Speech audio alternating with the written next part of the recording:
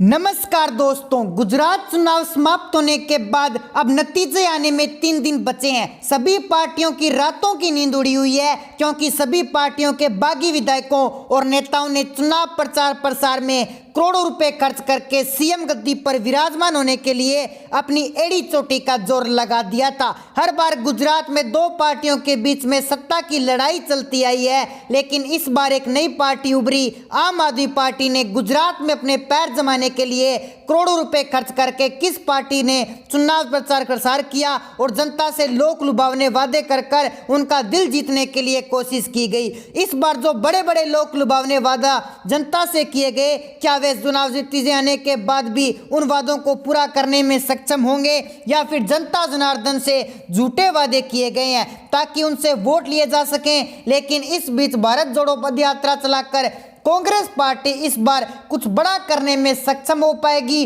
क्या इस बार कांग्रेस पार्टी गुजरात में सीएम गद्दी पर विराजमान होगी, यह कहना मुश्किल है क्योंकि कांग्रेस पार्टी गुजरात में जनता से कोई भी लोक लुभावने वादे नहीं करती हुई नजर आई है।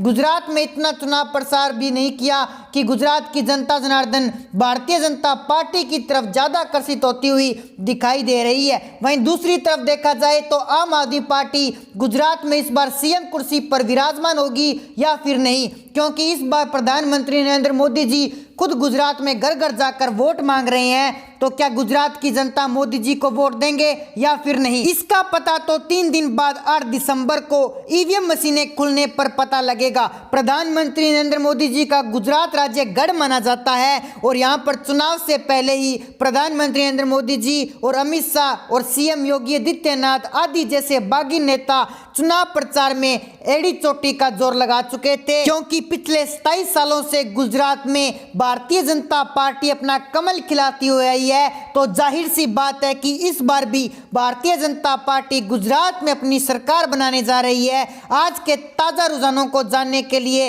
हमारे चैनल को सब्सक्राइब जरूर करें और साथ ही कर दीजिए बेल आइकन को प्रेस ताकि गुजरात से जुड़ी हर अपडेट हम आप तक पहुंचा सकें। गुजरात की सभी 182 विधानसभा सीटों पर सर्वे रिपोर्ट जानने के लिए आप देखिए हमारी स्पेशल रिपोर्ट। वीडियो में आगे बढ़ने के लिए कर लीजिए हमारे चैनल को सब्सक्राइब और साथ ही कर दीजिए बेल आइकन को प्रेस।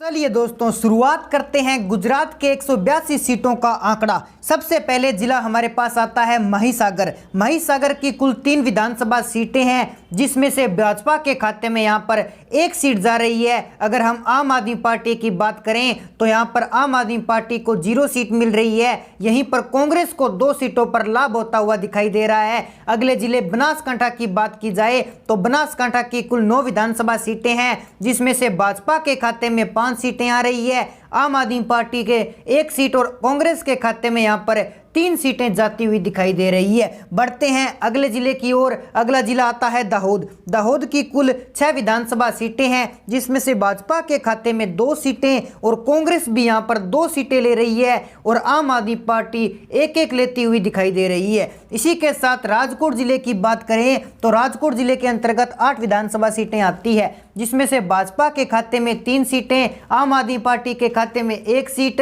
और कांग्रेस के खाते में 4 सीटें। अगर अगले जिले की जूनागढ़ की बात की जाए तो जूनागढ़ के अंतर्गत 5 विधानसभा सीटें हैं, जिसमें से कांग्रेस के खाते में 3 सीटें और भाजपा के खाते में 2 सीटें। आम आदमी पार्टी का यहां पर सुपड़ा साफ हो चुका है। अगले जिले बहरूच की बात की जाए तो बहरूच के अंतर्गत 5 विधानसभा सीटें हैं, जिसमें से कांग्रेस के खाते में 2 सीटें और भाजपा के खाते में यहां पर 3 सीटें जाती हुई दिखाई दे रही है। आम आदमी पार्टी यहां पर भी खाता खुलता हुआ नहीं दिखाई दे रहा है। मेहसाणा जिले की बात करें तो यहां पर कुल 7 विधानसभा सीटें हैं, जिसमें से भाजपा यहां पर 2 सीटों पर कामयाब हो रही है और कांग्रेस यहां पर 4 सीटें ले रही है, जबकि आम आदमी पार्टी यहां पर अपना खाता खोलती हुई 1 सीट हासिल कर रही है। बढ़ते हैं अगले जिले की ओर। अमरेली की कुल 5 विधानसभा सीटें हैं, जिसमें से भाजपा के खाते में 2 सीटें, कांग्रेस यहां पर 3 सीटें लेती हुई दिखाई दे रही है, जबकि आम आदमी पार्टी यहां पर 0 सीट हासिल कर रही है। गांधीनगर की बात करें तो यहां पर 5 विधानसभा सीटें हैं,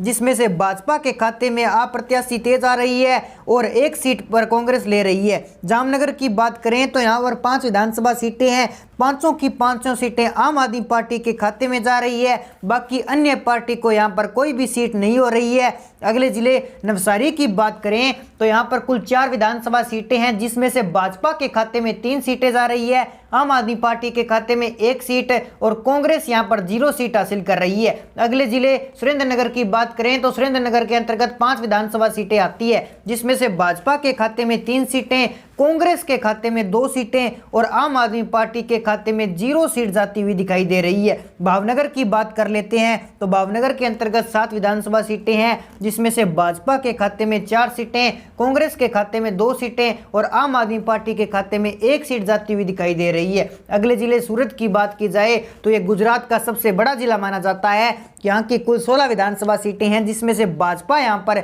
9 सीटें हासिल कर रही है, आम आदमी पार्टी यहाँ पर 2 सीटें और कांग्रेस यहाँ पर 5 सीटें हासिल कर रही है। अगले जिले की ओर बढ़ते हैं, मोरबी जिला। मोरबी जिले के अंतर्गत 3 विधानसभा सीटें हैं और यहाँ पर तीनों विधानसभा सीटें इस बार कांग्रेस को जाती हुई दिखाई दे रही है। बाकी बची बात करें आम आदमी पार्टी की, यहाँ पर तो सुपड़ा साफ हो चुका है। अगले जिले की बात करें कच्छ जिला। कच्छ जिले के अंतर्गत 6 विधानसभा सीटें हैं, जिसमें से भाजपा के खाते में 3 सीटें, कांग्रेस के खाते में 2 सीटें, आम आदमी पार्टी के खाते में 1 सीट जाती हुई दिखाई दे रही है। अगले जिले वलसाड की 5 विधानसभा सीटों की बात करें तो यहाँ पर भाजपा 3 सीटें ले रही है, आम आदमी पार्टी को 2 सीटें और कांग्रेस यहाँ पर कोई भी सीट लेती हुई दिखाई नहीं दे रही है। आनंद जिले की बात करें तो यहाँ पर कुल 7 विधानसभा सीटें हैं, जिसमें से भाजपा यहाँ पर 4 विधानसभा सीटें ले रही है, कांग्रेस यहाँ पर 3 सीटें ले रही है। आनंद की बात की जाए तो अहमदाबाद की 21 विधानसभा सीटों की और यहाँ पर चर्चा करें तो बीजेपी को यहाँ पर 7 सीटें, आम आदमी पार्टी को 3 सीटें, कांग्रेस को 11 सीटें जाती हुई दिखाई दे रही है। अगले जिले छोटा उदयपुर की बात करें तो यहाँ पर कुल 3 विधानसभा सीटें हैं, जिसमें से बीजेपी के खाते में 1 सीट और कांग्रेस के खाते में यहाँ पर 2 सीट जाती हुई दिखाई दे रही है। इसी के साथ अगले जिले पाटन की बात की जाए तो यहाँ पर 4 विधानसभा सीटें हैं, जिसमें से बीजेपी के खाते में 1 सीट और कांग्रेस के खाते में 2 सीट, आम आदमी पार्टी के खाते में 1 सीट जाती हुई दिखाई दे रही है। अगले जिले साबरकांठा की 4 विधानसभा सीटों की बात करें तो यहाँ पर बीजेपी के खाते में 3 सीटें और कांग्रेस के खाते में यहां पर 1 सीट जाती हुई दिखाई दे रही है। गांधीनगर की अगर बात करें तो यहां पर 5 विधानसभा सीटें हैं, जिसमें से बीजेपी के खाते में 2 सीटें और कांग्रेस के खाते में 1 सीट, आम आदमी पार्टी खाते में 2 सीट जाती हुई दिखाई दे रही है।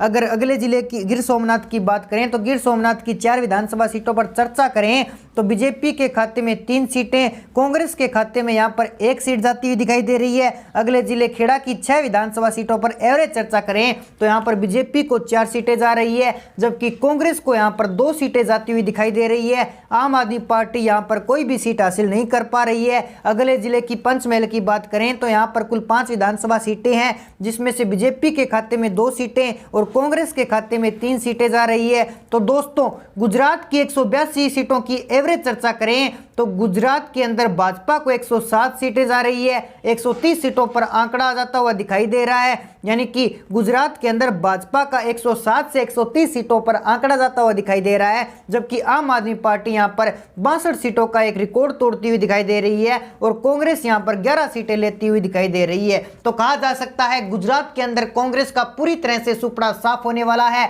तो दोस्तों, आप भी अपनी राय हमें कमेंट बॉक्स में जरूर बताएं और साथ ही कर लीजिए हमारे चैनल को सब्सक्राइब। तो मिलते हैं एक नई अपडेट के साथ, तब तक के लिए जय हिंद, जय भारत।